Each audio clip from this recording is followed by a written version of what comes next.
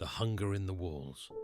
The last thing the town remembered before the disappearances was the noise, not screams, those came later, but a wet, patient sound, like hands kneading meat.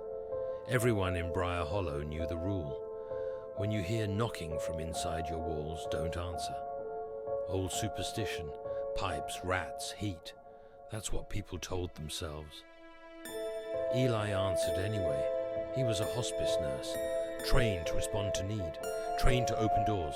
The knocking started at 2:17 a.m. 3 slow thuds, deep and muffled, coming from behind his bedroom wall. Not on it, inside it. "Hello?"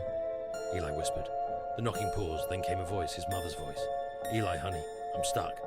His mother had been dead for 7 years. He had washed her body himself, felt the cold set into her skin, like a second skeleton. Still, his feet moved before his mind caught up. The wall bulged inward, the wallpaper stretching like damp skin. A crack split down the plaster with a sound like a bone snapping.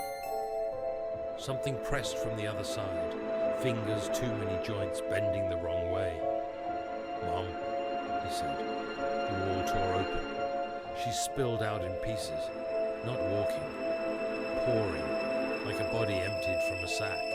Her face was almost right, stretched thin over something swollen and pulsing beneath. Her mouth opened too wide, jaw unhinging, with a soft, loving smile. Behind her, more shapes pressed forward. Faces Eli recognized, patients, neighbors, the mailman.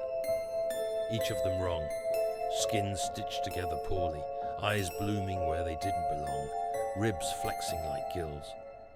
They smelled like copper and rot and old rain. "We waited," his mother said, voice bubbling through blood. "You opened doors." They fell on him, not tearing at first, not yet. They held him down gently, reverently, fingers sinking into his arms as if testing fruit. One peeled his cheek open with a thumbnail.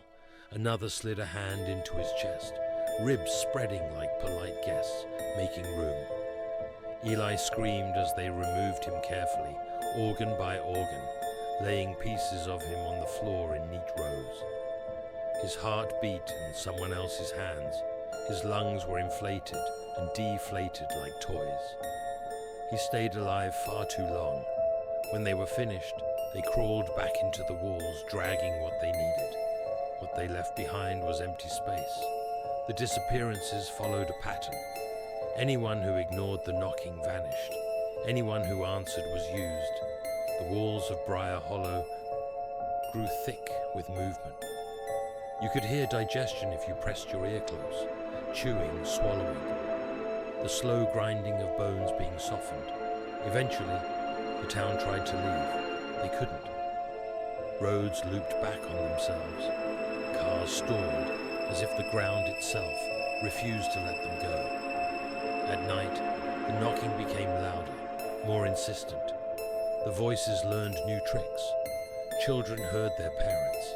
Parents heard their children. The lonely heard lovers. The guilty heard forgiveness. The walls were hungry, but worse than that, they were learning. On the 7th night, the town gathered in the church, barricading doors and windows. They prayed. They wept. They promised never to answer again.